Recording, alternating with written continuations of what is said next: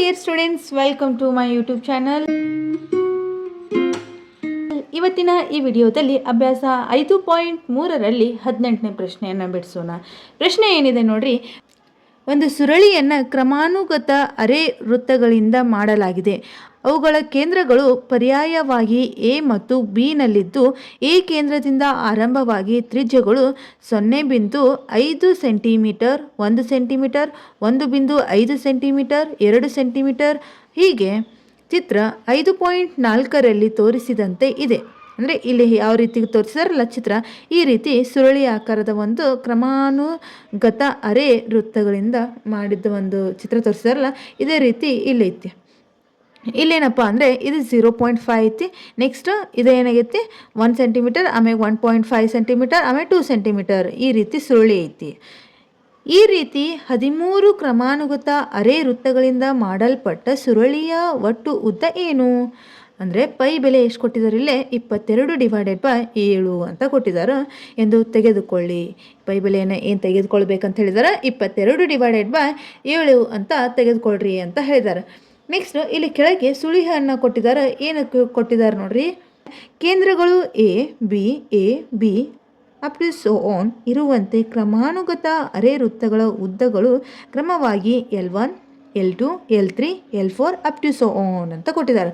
ಅಂದರೆ ಇಲ್ಲಿ ಎ ಅನ್ನೋದು ಕೇಂದ್ರ ಬಿಂದು ತೊಗೊಂಡಾರ, ಅಲ್ಲಿಂದ 0.5 ಸೆಂಟಿಮೀಟರ್ ಅಂತರ ಇಟ್ಟು ಒಂದು ಗೆರೆ ಹಾಕ್ಕೊಂಡಾರ, ಹೌದಾ. ನೆಕ್ಸ್ಟ್ ಬಿ1 ಕೇಂದ್ರವಾಗಿ ಇಟ್ಕೊಂಡು ಏನು ಮಾಡಿದ್ದಾರೆ? ಇಲ್ಲೇ 1 ಸೆಂಟಿಮೀಟರ್ ಅಳತೆ ತೊಗೊಂಡು ಒಂದು ಗೆರೆ ಹಾಕಿದ್ದಾರೆ. ನೆಕ್ಸ್ಟ್ ಏನು ಮಾಡಿದಾರೆ? ಇದೇ ರೀತಿ ಏನು ಮಾಡ್ಕೊತ ಹೋಗಿದ್ದಾರೆ? ಇಲ್ಲಿ ಎ ಬಿ ಅಂತ ಕೇಂದ್ರ ಬಿಂದು ಆಗಿ ಇಟ್ಕೊಂಡು ಅಲ್ಲಿ ಏನು ಮಾಡಿದ್ದಾರೆ? ವೃತ್ತವನ್ನು ಎಳೆದಿದ್ದಾರೆ. ಹಿಂಗೆ ನಾವು 13 ಕ್ರಮಾನುಗತ ಅರೆ ವೃತ್ತಗಳನ್ನು ಏನಾದರೂ ಎಳೆದ್ವಿ ಅಂದ್ರೆ ಅದರ ಉದ್ದ ಎಷ್ಟಾಗುತ್ತಾ ಅನ್ನೋದನ್ನು ನಾವು ಕಂಡುಹಿಡಿಬೇಕು. ಅದು ಹೇಗೆ ಅಂತ ಬರ್ರಿ ನೋಡೋಣ. 18ನೇ ಪ್ರಶ್ನೆಗೆ ಆನ್ಸರ್ ಏನು ಬರಿಬೇಕು ಅನ್ನೋದನ್ನು ನೋಡ್ರಿ. ಇಲ್ಲೇ ಅರೆ ವೃತ್ತದ ಪರಿಧಿ ಅಂದ್ರೇನು? ಅರ್ಧ ವೃತ್ತದ ಪರಿಧಿನ ಅರೆ ವೃತ್ತದ ಪರಿಧಿಯ ಸೂತ್ರ ಏನು? ಪೈಯಾರ. ನೆಕ್ಸ್ಟ್ ತ್ರಿಜ್ಯವನ್ನು ಕೊಟ್ಟಿದ್ದಾರೆ. ಏನೇನು ಕೊಟ್ಟಿದ್ದಾರೆ? 0.5 ಅಂದರೆ 0.5, 1, 1.5, 2 ಅಂತ ಕೊಟ್ಟಿದ್ದಾರೆ, ಹೌದಾ. ಇವಾಗ ನಾವು ಏನು ಮಾಡಬೇಕಂದ್ರೆ ಅದು ಎಷ್ಟಾಗುತ್ತೆ ಅನ್ನೋದನ್ನು ಕಂಡುಹಿಡಬೇಕು. I = ಪೈ ಆರ್ ಇದಲ್ಲಿ ಏನು ಮಾಡ್ತೀನಿ ನಾನು? 0.5 ಹಾಕ್ತೇನೆ ಫಸ್ಟ್. ಅವಾಗ ಏನಾಗುತ್ತೆ ಅನ್ನೋದನ್ನು ನೋಡಿರಿ. ಇಂಟರ್ವಲ್ 0.5 ಇಂಟು ಪೈನ 0.5ನ ಇನ್ನೊಂದು ರೂಪದಲ್ಲಿ ಹೇಗೆ ಬರೀತೀರಾ? ಭಿನ್ನ ರಾಶಿ ರೂಪದಲ್ಲಿ π/2 ಅಂತ ಬರಿಬೋದಾ? ಅಂದರೆ ಇದ್ರ ಬೆಲೆ ಎಷ್ಟು? ಅರ್ಧ ಅಂದರೆ 1/2 ಅಂದರೆ π/2 ಆಯಿತಾ. ನೆಕ್ಸ್ಟ್ I2 ಏನಾಗುತ್ತೆ ನೋಡಿರಿ. ಏನಿದೆ? ಎರಡನೇ ಇಂಟರ್ವಲ್ 1 ಅಂತ ಐತಿ, ಅಂದರೆ ಇದು ಎಷ್ಟಾಯಿತು? 5 ಸೆಂಟಿಮೀಟರ್ ಆಯಿತು I2. ನೆಕ್ಸ್ಟ್ I3 ಏನಾಗುತ್ತೆ ನೋಡಿರಿ. I3 = ಪೈ ಇಂಟು ಏನು ಕೊಟ್ಟಿದ್ದಾರೆ? 1.5 ಅಂತ ಕೊಟ್ಟಿದ್ದಾರೆ, ಹೌದಾ. 1.5 ಇಂಟು ಪೈ ಆಯಿತು. ಅಂದರೆ ಇದ್ರ ಬೆಲೆ ಎಷ್ಟು? 3/2 ಇಂಟು ಪೈ ಅಂತ ಬರಿಬೋದಾ.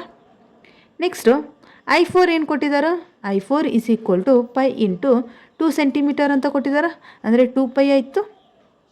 ಇದು ಹೆಂಗೆ ಬರ್ಕೊಂಡು ಅನ್ನೋದು ಗೊತ್ತಾಯ್ತಾ. ನೆಕ್ಸ್ಟ್ ಏನಾಗುತ್ತೆ ನೋಡ್ರಿ. ಇಲ್ಲೇ π/2, ಪೈ, 3π/2, 2 ಪೈ ಆಯ್ತಾ. ಅಂದರೆ ಇದು ಸಮಾಂತರ ಶ್ರೇಣಿ ಒಳಗೈತೆ. ಇದು ಸಾಮಾನ್ಯ ವ್ಯತ್ಯಾಸ ಸ್ಥಿರವಾಗೈತಿ ಇಲ್ಲ ಅಂತ ನೋಡ್ರಿ. ಇಲ್ಲೇ ಮೊದಲೇ ಪದ ಏನಾಗುತ್ತಾ? A1 ಅಥವಾ ಎ ಏನಾಗುತ್ತಾ? π/2ನ ಡಿ ಬೆಲೆ ಏನಾಗುತ್ತಾ? A2 - A1. ಅಂದರೆ ಎರಡನೇ ಪದದೊಳಗೆ ಏನು ಮಾಡಬೇಕು? ಮೊದಲೇ ಪದವನ್ನು ಕಳಿಬೇಕು. ಅವಾಗ ಏನಾಗುತ್ತಾ? ಪೈ - π/2ನ. ಇಲ್ಲಿ LCM ತೆಗೆದ್ರೆ ಏನಾಗುತ್ತಾ?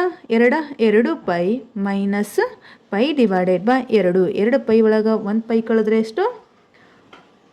1 ಪೈನ, ಅಂದರೆ π/2 ಆಯಿತು. ಡಿ ಬೆಲೆ ಸಿಕ್ತು. ಏನಂದರೆ ಎಷ್ಟು ಕೊಟ್ಟಿದ್ದಾರೆ ಅವರು? ಒಟ್ಟು 13 ಕ್ರಮಾನುಗತ ಅರೆ ವೃತ್ತಗಳಿಂದ ಮಾಡಲ್ಪಟ್ಟ ಸುರುಳಿಗಳ ಒಟ್ಟು ಉದ್ದ ಏನು ಅಂತ ಕೇಳಿದಾರೆ. ಅಂದ್ರೆ ನಾವೇನು ಕಂಡುಹಿಡಬೇಕು ಇವಾಗ? 13 ಸುರುಳಿಗಳು ಅಂತ ಕೊಟ್ಟಿದ್ದಾರೆ. ಅಂದರೆ ಅದು ಏನು ಬೆಲೆ ಆಯಿತು. ನೆಕ್ಸ್ಟ್ ನಾವು ಏನು ಫೈಂಡ್ ಔಟ್ ಮಾಡಬೇಕು? ಇದ್ರ ಉದ್ದ ಎಷ್ಟಾಗುತ್ತೆ ಅನ್ನೋದನ್ನು ಕ್ಯಾಲ್ಕುಲೇಟ್ ಮಾಡಬೇಕು. ಅದು ಹೇಗೆ ಕ್ಯಾಲ್ಕುಲೇಟ್ ಮಾಡ್ತೀರಾ? ಇದಕ್ಕೆ ಫಾರ್ಮುಲಾ ಯಾವುದು ಯೂಸ್ ಮಾಡ್ತೀರಾ? SN = n/2 into 2a + n - 1 into D ಅಂತ ಈ ಫಾರ್ಮುಲಾ ಯೂಸ್ ಮಾಡ್ಬೋದಾ? ಏನಾಗುತ್ತೆ ನೋಡಿರಿ. ಈ ಫಾರ್ಮುಲಾ ಯೂಸ್ ಮಾಡಿದಾಗ S 13 ಅಂದರೆ 13 ವೃತ್ತಗಳ ಉದ್ದ ಅಂದರೆ ಅರೆ ವೃತ್ತದಿಂದ ಮಾಡಲ್ಪಟ್ಟ ಸುರುಳಿಯ ಉದ್ದ ಎಷ್ಟಾಗುತ್ತೆ ಅನ್ನೋದು ಕ್ಯಾಲ್ಕುಲೇಟ್ ಮಾಡ್ಬೋದು ಇದರಲ್ಲಿ. S13 = 13 divided by 2 into 2. ಇಲ್ಲಿ ಎ ಅಂದರೆ ಎಷ್ಟು ಕೊಟ್ಟಿದ್ದಾರೆ, pi divided by 2 plus n ಅಂದರೆ ಎಷ್ಟೈತಿ 13 ಮೈನಸ್ 1 ಇಂಟು ಡಿ ಅಂದರೆ ಎಷ್ಟೈತಿ ಪೈ ಡಿವೈಡೆಡ್ ಬೈ 2 ಅಂತ ಐತಿ. 13 ಡಿವೈಡೆಡ್ ಬೈ 2 ಇಂಟು ಇಲ್ಲಿ ನೋಡಿರಿ 2 ಗೆಟ್ ಕ್ಯಾನ್ಸಲ್ ಅಂದರೆ ಏನು ಉಳಿತು, ಪೈ ಉಳಿತು, ಪ್ಲಸ್ 13 ಒಳಗೆ 1 ಕಳೆದ್ರೆ 12 into pi divided by 2. 2 1 2 6 12. Next ಏನಾಗುತ್ತೆ ನೋಡಿರಿ, 13 divided by 2 into pi plus 6 pi ಆಗುತ್ತೋ. 6 ಪೈಗೆ 1 ಪೈ ಕೊಡಿಸಿದ್ರೆ 7 ಪೈನ. 13 ಡಿವೈಡೆಡ್ ಬೈ 2 ಇಂಟು 7 ಪೈ ಆಯಿತು. ನೆಕ್ಸ್ಟ್ ಏನಾಗುತ್ತಾ, 13 7 91 ಡಿವೈಡೆಡ್ ಬೈ 2 ಪೈ ಆಯಿತು. ನೆಕ್ಸ್ಟ್ ಇಲ್ಲಿ ನಮಗೆ ಕ್ವಶನ್ದಾಗ ಏನು ಕೊಟ್ಟಿದ್ದಾರೆ, ಪೈ ಅಂದರೆ ಬೆಲೆ ಎಷ್ಟು ಕೊಟ್ಟಿದ್ದಾರೆ, 22 ಡಿವೈಡೆಡ್ ಬೈ 7 ಅಂತ ಕೊಟ್ಟಿದ್ದಾರೆ. ಅದನ್ನು ಇಲ್ಲಿ ಪುಟ್ ಮಾಡಿರಿ. ಅವಾಗ ಏನಾಗುತ್ತೆ ನೋಡಿರಿ, 91 divided by 2 into 22 divided by 7 ಅಂತ ಕೊಟ್ಟಿದ್ದಾರೆ. ಅದನ್ನೆಲ್ಲ ಪುಟ್ ಮಾಡಿರಿ. ಅವಾಗ ಏನಾಗುತ್ತೆ ನೋಡಿರಿ, 2 1 2 11 22. ನೆಕ್ಸ್ಟು 7 1 7 1 7 2 ಉಳಿತು, 7 3 21 ಅಂದರೆ 13 ಆಯ್ತು.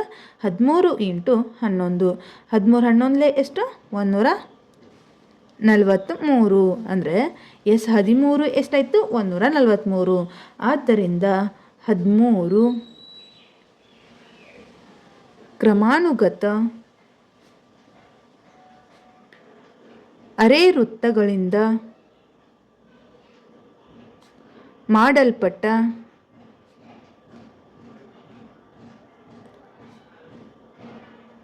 ಸುರುಳಿಯ ಒಟ್ಟು ಉದ್ದ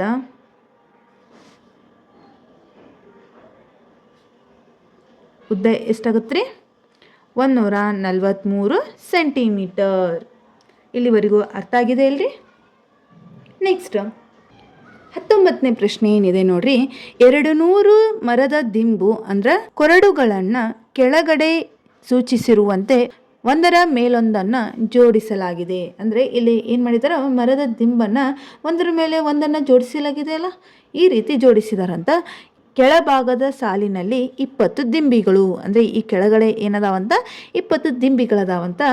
ಆ ನಂತರ ಸಾಲಿನಲ್ಲಿ 19 ದಿಂಬಿಗಳು, ಅಂದರೆ ಇದ್ರ ಮ್ಯಾಗ ಇಟ್ಟಿದಾರೆ. ಅಂದರೆ ಇಲ್ಲಿ ಎಷ್ಟು ದಿಂಬಿಗಳದಾವು, 19 ದಿಂಬಿಗಳದಾವು.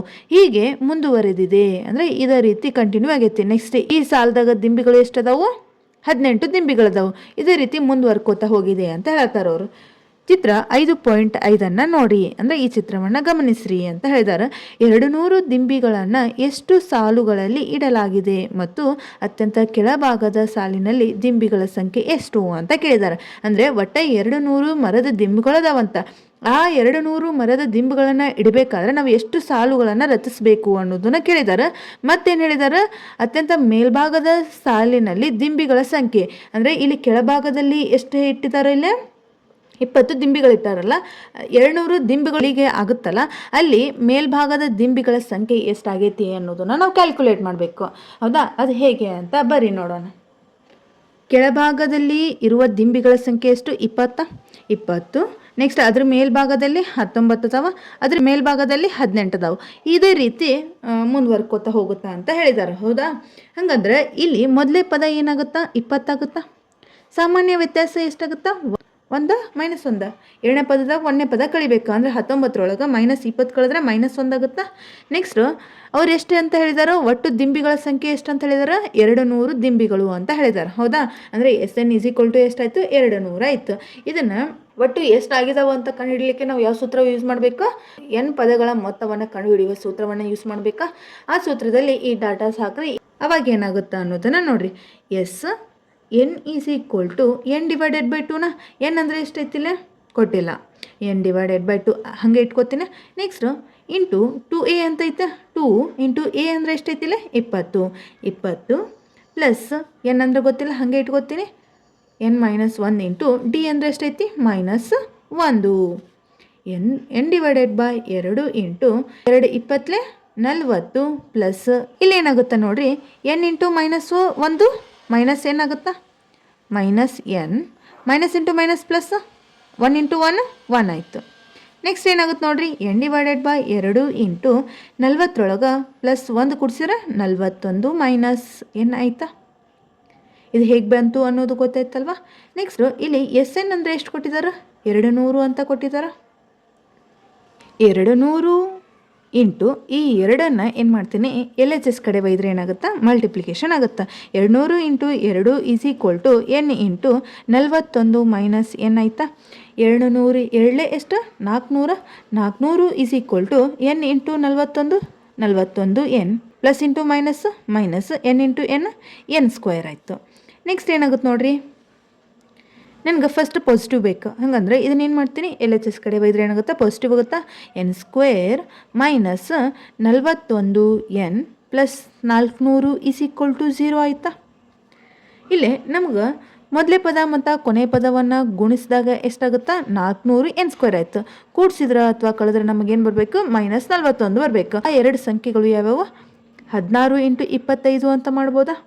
ಇವು ಎರಡಕ್ಕೂ ಮೈನಸ್ ಹಾಕ್ರಿ, ಅವಾಗ ಏನಾಗುತ್ತಾ, ಮೈನಸ್ 16ಕ್ಕೆ ಮೈನಸ್ 25 ಕೂಡಿಸಿದ್ರೆ ಮೈನಸ್ 41 ಆಗುತ್ತಾ. ನೋಡಿರಿ ಇಲ್ಲೇ ನೆಕ್ಸ್ಟ್ ಏನಾಗುತ್ತಾ, n square minus 16n minus 25n plus 400 is equal to 0 ಆಯಿತಾ. ಇಲ್ಲಿ ಏನು ಕಾಮನ್ ತೆಗಿಬೋದು, n ಕಾಮನ್ ತೆಗಿತೀರಾ. n ಕಾಮನ್ ತೆಗೆದ್ರೆ ಏನು ಉಳಿತೈತಿ, n-16 ಮೈನಸ್ ಇಲ್ಲಿ 25 ಕಾಮನ್ ತೆಗಿಬೋದಾ. 25 ಕಾಮನ್ ತೆಗೆದ್ರೆ ಏನು ಉಳಿತೈತಿ, n-16 ಅಂತ ಉಳಿತಾ, ಈಸ್ ಈಕ್ವಲ್ ಟು 0 ಆಯಿತು.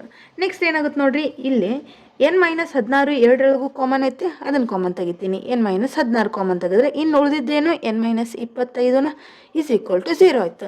ಇದನ್ನು ಒಂದು ಟರ್ಮ್ನ ಈಸ್ ಈಕ್ವಲ್ ಟು 0 ಈಕ್ವೇಟ್ ಮಾಡ್ಕೋತೀನಿ. ಅವಾಗ ಏನಾಗುತ್ತಾ, n-16 is equal to 0, n-25 is equal to 0 ಆಯಿತಾ. ಹಾಗಂದರೆ n ಬೆಲೆ ಎಷ್ಟಾಯಿತು, n ಈಸ್ ಈಕ್ವಲ್ ಟು 16, ಆಮೇಲೆ ಇನ್ನೊಂದು n ಈಸ್ ಈಕ್ವಲ್ ಟು 25 ಆಯಿತು. ಹೌದಾ. ಹಾಗಾದರೆ ನಮಗೆ ಏನು ಬೆಲೆ ಏನೇನು ಸಿಕ್ಕು, n ಈಸ್ ಈಕ್ವಲ್ ಟು 16 ಅಂತ ಸಿಕ್ತು, ಇನ್ನೊಂದು n ಈಸ್ ಈಕ್ವಲ್ ಟು 25 ಅಂತ ಸಿಕ್ತು. ಇಲ್ಲಿ ನಮಗೆ n ಈಸ್ ಈಕ್ವಲ್ ಟು 16 ಮತ್ತು n ಈಸ್ ಈಕ್ವಲ್ ಟು 25 ಸಿಕ್ತಲ್ಲ. ಹಾಗಾದರೆ 16ನೇ ಪದ ಎಷ್ಟಾಗುತ್ತೆ ಮತ್ತು 25ನೇ ಪದ ಎಷ್ಟಾಗುತ್ತೆ ಅನ್ನೋದನ್ನು ಫೈಂಡ್ ಔಟ್ ಮಾಡೋಣ. ಅವಾಗ ಏನಾಗುತ್ತೆ ನೋಡ್ರಿ, ಇಲ್ಲಿ n is equal to a plus n-1 into ಡಿನ, ಅಂದರೆ 16ನೇ ಪದ ಏನಾಗೈತಿ ಅನ್ನೋದು ಕಂಡುಹಿಡಲಿಕ್ಕೆ ನಾವು ಈ ಸೂತ್ರವನ್ನು ಯೂಸ್ ಮಾಡ್ತೀವಿ. ಇಲ್ಲಿ n ಅಂದರೆ ಬೆಲೆ ಗೊತ್ತಾಗೈತಿ, a16 is equal to a ಅಂದರೆ ಎಷ್ಟು, 20 ಪ್ಲಸ್ n ಅಂದರೆ ಎಷ್ಟು ಕೊಟ್ಟಿದ್ದಾರೆ ಇಲ್ಲಿ, 16 ಮೈನಸ್ 1 ಇಂಟು ಡಿ ಅಂದರೆ ಎಷ್ಟೈತಿ, -1. 20 ಪ್ಲಸ್ 16 ಒಳಗೆ 1 ಕಳೆದ್ರೆ 15 ಇಂಟು -1, 20 ಪ್ಲಸ್ ಇಂಟು ಮೈನಸ್ 15. ಅಂದರೆ 20ರೊಳಗೆ 15 ಕಳೆದ್ರೆ ಎಷ್ಟಾಯ್ತು, 5 ಆಯಿತು. ಹಂಗಂದರೆ a16ರ ಬೆಲೆ ಎಷ್ಟಾಯಿತು, 5 ಸಿಕ್ತು. ನೆಕ್ಸ್ಟ್ ಏನು ಫೈಂಡ್ ಔಟ್ ಮಾಡಬೇಕು, a25ನ. ಹಾಗಂದರೆ a25 is equal to a ಅಂದರೆ ಎಷ್ಟೈತಿ, 20 ಪ್ಲಸ್ n ಅಂದರೆ 25 ಮೈನಸ್ 1 ಇಂಟು ಡಿ ಅಂದರೆ ಎಷ್ಟೈತಿ, -1. 20 ಪ್ಲಸ್ 25ರೊಳಗೆ 1 ಕಳೆದ್ರೆ 24 ಇಂಟು -1. 20 ಪ್ಲಸ್ ಇಂಟು ಮೈನಸ್ ಅಂದರೆ 24. ನೆಕ್ಸ್ಟ್ 20ರೊಳಗೆ -24 ಕಳೆದ್ರೆ -4 ಆಯಿತು. ಹಾಗಂದರೆ a25ರ ಬೆಲೆ ಎಷ್ಟಾಯಿತು, -4. ಆದ್ದರಿಂದ 200 ದಿಮ್ಮಿಗಳನ್ನು 16 ಸಾಲುಗಳಲ್ಲಿ ಇಡಲಾಗಿದೆ ಹಾಗೂ ಅತ್ಯಂತ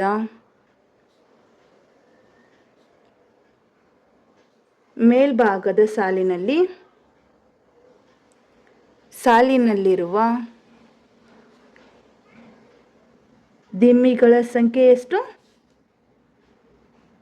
5. ಯಾಕಂದರೆ ಇದು ನೆಗೆಟಿವ್ದಾಗ ಬಂದೈತಿ. ನೆಗೆಟಿವ್ದಾಗ ನಾವು ಏನಾದರೂ ಇಡ್ಬೋದಾ, ಇಡಕ್ಕೆ ಸಾಧ್ಯ ಆಗಲ್ಲ. ಇದು ಯಾವಾಗಲೂ ಪಾಸಿಟಿವ್ದಾಗ ಇಡ್ತೀರಾ. ಹಂಗಂದ್ರೆ ಅತ್ಯಂತ ಮೇಲ್ಭಾಗದ ದಿಂಬಿಗಳ ಸಂಖ್ಯೆ ಎಷ್ಟು, 5. ಇಲ್ಲಿವರೆಗೂ ಅರ್ಥ ಆಗಿದೆ ಅಂತ ಅನ್ಕೋತೀನಿ. ನಿಮಗೇನಾದರೂ ಇದರಲ್ಲಿ ಡೌಟ್ಸ್ ಇದ್ದರೆ ಪ್ಲೀಸ್ ಕಮೆಂಟ್ ಬಾಕ್ಸ್ನಲ್ಲಿ ಕಮೆಂಟ್ ಮಾಡಿ. ಹಾಗೆ ನಮ್ಮ ಚಾನಲನ್ನು ಸಬ್ಸ್ಕ್ರೈಬ್ ಮಾಡಿ. ನೆಕ್ಸ್ಟ್ 20ನೇ ಪ್ರಶ್ನೆ ಏನಿದೆ ನೋಡ್ರಿ. ಒಂದು ಆಲೂಗಡ್ಡೆ ಓಟದಲ್ಲಿ ಒಂದು ಬುಟ್ಟಿಯನ್ನು ಪ್ರಾರಂಭದಲ್ಲಿ ಮೊದಲನೇ ಆಲೂಗಡ್ಡೆಯಿಂದ 5 ಮೀಟರ್ ದೂರದಲ್ಲಿ ಇಡಲಾಗಿದೆ. ಉಳಿದ ಆಲೂಗಡ್ಡೆಯನ್ನು ಒಂದೇ ರೇಖೆಯ ಮೇಲೆ ಪರಸ್ಪರ 3 ಮೀಟರ್ ಅಂತರದಲ್ಲಿ ಇಡಲಾಗಿದೆ. ಆ ರೇಖೆಯ ಮೇಲೆ ಒಟ್ಟು 10 ಆಲೂಗಡ್ಡೆಗಳಿವೆ. ಚಿತ್ರ 5.6 ನೋಡಿ ಅಂತ ಹೇಳಿದ್ದಾರೆ. ಅಂದರೆ ಇಲ್ಲಿ ಏನು ಮಾಡಿದಾರು, ಒಂದು ಆಲೂಗಡ್ಡೆ ಬುಟ್ಟಿಯನ್ನು ಇಟ್ಟಿದ್ದಾರೆ. ಹೌದಾ, ಈ ಆಲೂಗಡ್ಡೆ ಬುಟ್ಟಿಯಿಂದ ಮೊದಲನೇ ಆಲೂಗಡ್ಡೆ ಏನಾಗೈತಂತ 5 ಮೀಟರ್ ದೂರದಲ್ಲಿ ಐತಿ ಅಂತ ಹೇಳಿದ್ದಾರೆ. ನೆಕ್ಸ್ಟ್ ಒಂದನೇದಾದ್ಮೇಲೆ ಎರಡನೇ ಆಲೂಗಡ್ಡೆ ಏನಾಗೈತಂತ 3 ಮೀಟರ್ ದೂರದಲ್ಲಿ ಐತಿ ಅಂತ. ಅದಾದ್ಮೇಲೂ 3 ಮೀಟರ್ ದೂರದಲ್ಲಿ ಮೂರನೇ ಆಲೂಗಡ್ಡೆ ಐತಿ ಅಂತ ಹೇಳಿದ್ದಾರೆ. ನೆಕ್ಸ್ಟ್ ಎಲ್ಲ ಏನೇನು ಫಸ್ಟ್ನೇದು ಬಿಟ್ಟು ಉಳುಕಿದ್ದೆಲ್ಲ ಏನು ಮಾಡಿದ್ದಾರೆ, 3 ಮೀಟರ್ ಅಂತರದಲ್ಲಿ ಆಲೂಗಡ್ಡೆಯನ್ನು ಇಟ್ಟಿದ್ದಾರೆ.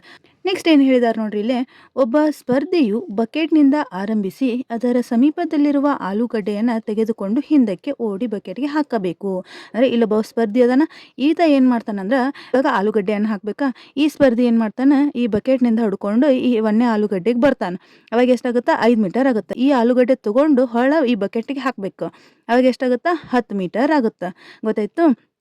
ನೆಕ್ಸ್ಟ್ ಏನು ಹೇಳಿದಾರೆ ನೋಡ್ರಿ, ನಂತರ ಅಲ್ಲಿಂದ ಪುನಃ ಓಡಿ ಎರಡನೇ ಆಲೂಗಡ್ಡೆಯನ್ನು ತೆಗೆದುಕೊಂಡು ಹಿಂದಕ್ಕೆ ಓಡಿ ಬಕೆಟ್ಗೆ ಹಾಕಬೇಕು.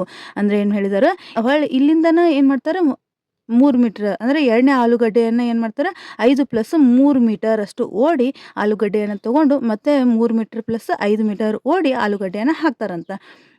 ಅವಳು ಇದೇ ರೀತಿ ಎಲ್ಲ ಆಲೂಗಡ್ಡೆಯನ್ನು ಬಕೆಟ್ನಲ್ಲಿ ಬಂದು ಬೀಳುವವರೆಗೂ ಮುಂದುವರಿಸಬೇಕು. ಇದೇ ರೀತಿ ಇಲ್ಲೇನಾಗ್ತೈತಂತ, ಈ ಸ್ಪರ್ಧಿ ಏನು ಮಾಡ್ತಾನೆ, ರಿಪೀಟ್ ಮಾಡ್ಕೊತಾ ಹೋಗ್ತಾನೆ. ಸ್ಪರ್ಧಿ ಓಡಿದ ಒಟ್ಟು ದೂರವೇನು ಅಂತ ಕೇಳಿದಾರೆ. ಅಂದರೆ ಈ ಸ್ಪರ್ಧಿ ಇಲ್ಲಿ 10 ಆಲೂಗಡ್ಡೆ ಅದಾವಲ್ಲ, ಈ 10 ಆಲೂಗಡ್ಡೆಯನ್ನು ಬಕೆಟ್ನಾಗ ತಂದು ಹಾಕಕ್ಕೆ ಎಷ್ಟು ದೂರ ಓಡ್ತಾರ ಅನ್ನೋದನ್ನು ನಾವು ಕ್ಯಾಲ್ಕುಲೇಟ್ ಮಾಡಬೇಕು. ಇಲ್ಲಿ ಒಂದು ಸುಳಿವು ಕೊಟ್ಟಿದ್ದಾರೆ. ಏನು ಕೊಟ್ಟಿದ್ದಾರೆ ನೋಡ್ರಿ, ಮೊದಲನೇ ಮತ್ತು ಎರಡನೇ ಆಲೂಗಡ್ಡೆಯನ್ನು ತೆಗೆದುಕೊಳ್ಳಲು ಸ್ಪರ್ಧಿ ಓಡಿದ ಒಟ್ಟು ದೂರವನ್ನು ಮೀಟರ್ಗಳಲ್ಲಿ ತಿಳಿಸಿದ್ದಾರೆ. ಹೌದಾ, ಅದನ್ನು ಯಾವ ರೀತಿ ಬರಿಬೇಕಂದ್ರೆ 2 × 5 + 2 × 5 + 3 ಅಂತ ಹೇಳಿದ್ದಾರೆ.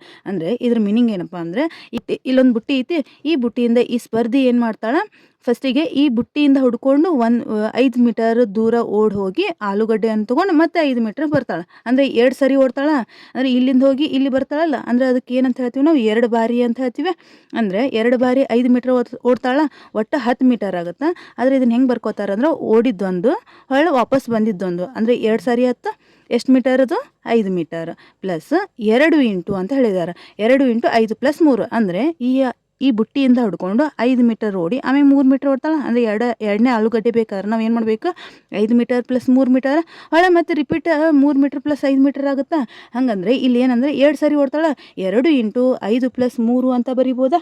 ಇದನ್ನು ಹೇಗೆ ಸಾಲ್ವ್ ಮಾಡಬೇಕು ಅಂತ ಬರಿ ನೋಡೋಣ. ಈಗ ಇಲ್ಲಿ ಒಂದೇ ಆಲೂಗಡ್ಡೆ ಬೇಕಾದ್ರೆ ನಾವು 2 ಸರಿ ಓಡ್ತೀವಿ, ಹೋಗೋದೊಂದು ಬರೋದೊಂದು, ಅದಕ್ಕೆ 2 × ಅಂತ ಬರ್ಕೋಬೇಕು. 5 ಮೀಟರ್ ಓಡ್ತೀವಿ, ಹಂಗಂದರೆ 5. ಇದು ಮೊದಲೇ ಪದ. ನೆಕ್ಸ್ಟ್ ಕಾಮ. ನೆಕ್ಸ್ಟ್ ಎರಡನೇ ಆಲೂಗಡ್ಡೆ ಬೇಕಾ, ಎರಡನೇ ಆಲೂಗಡ್ಡೆಗೆ ಏನು ಮಾಡ್ತೀವಿ, 2 ಸರಿ ಹೋಗೋದು ಬರೋದು 2 ಸರಿನಾ, ಇದು ಕಾಮನ್ ಇರುತ್ತೆ ಎಲ್ಲ ಕಡೆ. ನೆಕ್ಸ್ಟ್ ಇಲ್ಲಿ ನೋಡ್ರಿ, ಇಲ್ಲಿ ಎರಡನೇ ಆಲೂಗಡ್ಡೆ ಬೇಕಾದ್ರೆ 5 ಮೀಟರ್ + 3 ಮೀಟರ್ ಅಂದರೆ ಒಟ್ಟು 8 ಮೀಟರ್ ಓಡ್ತೀವಿ. ಅದನ್ನು ಈ ರೀತಿ ಬರ್ಕೋಬೇಕು. ನೀವು ಸುಳಿ ಒಳಗೆ ಇದನ್ನು ನೀಡಿದ್ದಾರೆ. ನೆಕ್ಸ್ಟ್ ಏನು ಮಾಡಿದ್ದಾರೆ ನೋಡ್ರಿ, ಮೂರನೇ ಆಲೂಗಡ್ಡೆ ಬೇಕಾದ್ರೆ 5 + 3 + 3 ಓಡಬೇಕಾ, ಅಂದರೆ 2 × 5 + 3 + 3 ಅಂತ ಓಡ್ತೀರಾ. ಇದು ಹೇಗೆ ಬರ್ಕೋಬೇಕು ಅನ್ನೋದು ಗೊತ್ತಾಯ್ತಾ. ಕಾಮ ಅಪ್ ಟು ಸೋನ್ ಅಂದರೆ ಮುಂದೆ ಪದಗಳು ಅದಾವೆ, ಎಲ್ಲಿವರೆಗೂ 10ನೇ ಪದಗಳವರೆಗೂ ಕಂಡುಹಿಡಿಬೇಕು ನಾವು ಇವಾಗ. ಅಂದರೆ ಈ ಸ್ಪರ್ಧಿ ಈ 10 ಆಲೂಗಡ್ಡೆಯನ್ನು ತೆಗೆದುಕೊಳ್ಳಾಕ ಎಷ್ಟು ದೂರವನ್ನು ಕ್ರಮಿಸ್ತಾಳ ಅನ್ನೋದನ್ನು ನಾವು ನೋಡೋಣ ಇವಾಗ. 5 × 10, 5 + 3 8, 8 × 16, 5 + 3 8, 8 + 3 11, 11 × 22, 22 ಅಪ್ ಟು ಸೋನ್. ಇದು ಸಮಾಂತರ ಶ್ರೇಣಿ ಒಳಗೈತೆ, ಇದು ಸಮಾಂತರ ಶ್ರೇಣಿಯಲ್ಲಿದೆ. ಇದು ಹೇಗೆ ಬರ್ಕೋಬೇಕು ಅನ್ನೋದು ಗೊತ್ತಾಯ್ತಲ್ವ.